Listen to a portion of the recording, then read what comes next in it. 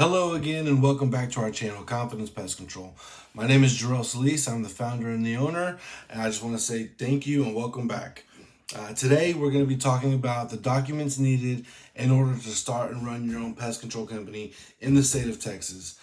I know that, nationwide, every state varies on, the requirements needed. Some might be a little bit more strict, some might be a little bit more loose, but this is specifically targeted to those technicians, salesmen, and anybody who's interested in opening up a pest company in the state of Texas.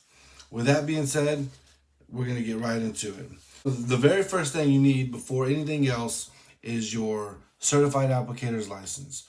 That's going to be, after you've done a year as being a technician for an employee, then you're able to take that test and get that license. But even if you had all the other documents that I'm going to say you need, you can't move forward without that certified applicator's license unless you're maybe partnering up with somebody who's going to be the certified applicator for that company. But if you're going out solo, then you absolutely need that CA license. It's $125 to apply to take the test. So you have to apply with the Department of Agriculture. Once you've been approved, they'll send you a letter letting you know you're good to go, and then you go ahead and start scheduling the tests that you want to operate in, such as general household pests, termite. If you're going to do lawn and ornamental, fumigation or fogging is one of them. There's quite a few categories to choose from for you to be a certified applicator in those categories. For me, it's certified applicator in pests and termite. That's really what I'm going to focus down on. But I said, there's a few tests. The first one you have to take, and it's a requirement for the CA license, is your laws and regulations. You have to pay for that, but that's even if you pass your pest and termite without passing that laws, you're not going to get your CA. So go ahead and schedule that one first. You can do them all on the same day as well, but schedule your laws and regulations, and then whatever other categories you plan on doing business as. I recommend you study. I mean, they're not extremely difficult, but they're not easy either. So make sure that you do your studying, you do your homework, and you're able to do it, because if you fail it, you're just gonna have to fork up another $64. So avoid having to spend the extra money. Study and take the test, and hopefully pass the test the first go around, so you're able to move forward. But once you've got that certified applicator's license, the next thing you're going to need to do is get your business insurance. They're not going to let you operate business, without insurance. So you need that. I did it for $1 million for myself, or for my business. It breaks it down honestly, and it's like $800 a year, and overall, it totals out to about $65 a month. So it's very affordable. It's there's plenty of insurance companies out there that do it. And you do that, you set that up, and then you get your a specific form. Is going to be ALS-1101. The insurance company can do that for you. Your broker, they did it for me. I said, hey, I need it all on this form. They got that form, they submitted to the TDA. Bam, I was good, and we're all set. Then I'm going to rewind a little bit and go, or back up, I should say. And for me, I filed under an LLC. Some people are going to be a sole proprietorship. You might have a different, way to do business. For me, it was an LLC. Very, very easy. You go on Secretary of State. It costs $300. Very, very simple. You go. You got to do these. And honestly, it's good stuff for you as an owner, because you got to figure out how to do this. You can't just say, hey, where do I go to, or what do I do, or have somebody do it for you. I'm sure, you can, but for me, I'm bootstrapping everything, and, I'm just, it's all learning. It's all learning for me. So I'm doing everything, solo dolo on my own. And the LLC was one of those things. You go to Secretary of State, again, $300. It takes about 5 to 10 minutes. Boom, you're filed. You're good to go. You get it in the mail within 2 to 3 weeks. Very, very simple. And something that I do. Again, I don't know if you're going to be operating as an LLC, but if so, then that's the way to do it, and that's what I personally recommend, especially for those in the very beginning. Right after you've got your LLC and your business, once you kind of set that up, you go to the IRS website and you get an employer identification number. Not employee, employer, because now you're the big dog. You're the owner of your own pest control company. So go onto the website. Again, that takes like 2 or 3 minutes. I mean, it really took no time at all. You go in, type in the information, you get your employer identification number right away. And then, for me, I took a screenshot of it. Within about a week or two, you get it in the mail. And so, it's awesome. One more thing that you just go ahead and check off your list.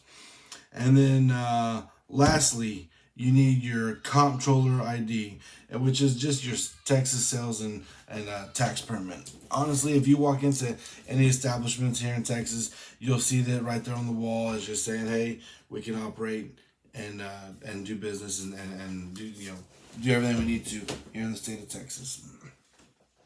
Once you've got all that, your certified applicator's license, your comptroller ID, your business insurance, your LLC, and your EIN from the IRS. You've got all that documentation. Then you go online to the Texas Department of Agriculture to apply right there online.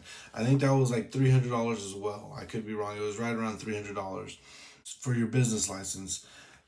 They'll accept it or they'll return it. They'll let you know. They'll send you a mail or a letter in the mail saying whether they need more documentation or anything like that. But as long as you've got everything that you need and everything that I've listed right here, you're going to be good to go. You put all that in, you let them know that you got all that. You can scan it, email it, and like I said, they say it takes about 30 to 40 days to get in. Doesn't take too long. For me, it took right around 3 weeks from the time that I submitted everything to the time that I got my congratulations, I've been approved. I'll go ahead and operate business in the state of Texas. So it didn't take too long, which was really, really fun, really cool, because I was just, for me, I was ready to go. I couldn't get all that stuff fast enough. So right after I bought a truck, I got my equipment over time. I've been buying products over time, and I've just been getting ready. I've been taking those steps to get ready, so that once I did get all the documentation that I needed and I got that green light to go ahead and go, I could do just that. And honestly, that's what I did. I got my truck on a Wednesday. I turned in my truck on that Friday, and then on Monday we started up. We were up and running. On Tuesday, I had already made a couple sales and was doing some services. So it moves quick, especially when you're prepared, and if you've been taking those steps to get prepared. It really does make a huge difference. I can go into all that into one of my other videos here in the future on the things that I've done, not only documentation wise and for legality to get going, but my mindset, the books that I read, the podcasts that I've listened to. There's so many things that go into just preparation. And for me, I played sports all my life, and I was in the military. And if you don't prepare, you're setting yourself up for failure. There's a saying, I think it goes, failure to prepare is preparing to fail. So you want to avoid that if possible. Some people don't have that option. Some people go right into business right away. It just kind of gets thrown at them. But if you can and you have the time to prepare, like I've been fortunate and I was blessed enough to do, get all your documentation, get your head right, get everything ready, and then whenever you do get that letter back saying, hey, it's go time, then you're ready. You spent the past however long getting ready, and then you get that letter and it's go time. It's an amazing feeling. I can say that from my own experiences.